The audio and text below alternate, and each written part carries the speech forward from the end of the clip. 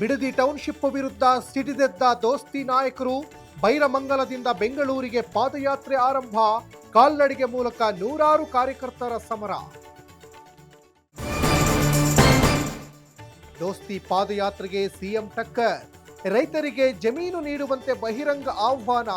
ಪ್ರತಿ ಎಕರೆಗೆ 3 ಕೋಟಿ ನೀಡೋದಾಗಿ ಡಿಕೆಶಿ ಭರವಸೆ. ದೋಸ್ತಿ ನಾಯಕರು ಕಾಂಗ್ರೆಸ್ ಮಧ್ಯೆ ಬಿಡದಿ ಟೌನ್ಶಿಪ್ ಪಾಲಿಟಿಕ್ಸ್. ಪ್ರಾಯಶ್ಚಿತ್ತಕ್ಕಾಗಿ ಪಾದಯಾತ್ರೆಯಿಂದ ಕಾಂಗ್ರೆಸ್, ರೈತರ ಮೇಲೆ ದಬ್ಬಾಳಿಕೆ ಅಂತ ಬಿಜೆಪಿ ಅಟ್ಯಾಕ್. ವಾರ ಕಳೆದರೂ ವಿಸ್ತರಣೆಯಾಗದ ಖಾತೆ ಹಂಚಿಕೆ.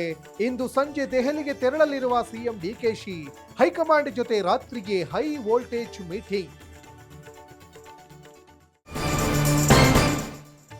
ಸಚಿವ ಸ್ಥಾನ ಗಿಟ್ಟಿಸಿಕೊಂಡ ನಾಗೇಂದ್ರಗೆ ಸಂಕಷ್ಟ. ರಾಜ್ಯ ಬಿಟ್ಟು ಹೋಗದಂತೆ ಹೇಳಿದ್ರು ದೆಹಲಿಗೆ ತೆರಳಿದ ರಾಜ್ಯ ನಾಯಕ. ಇಡಿಯಿಂದ ಮತ್ತಷ್ಟು ಸಾಕ್ಷ್ಯ ಸಂಗ್ರಹ.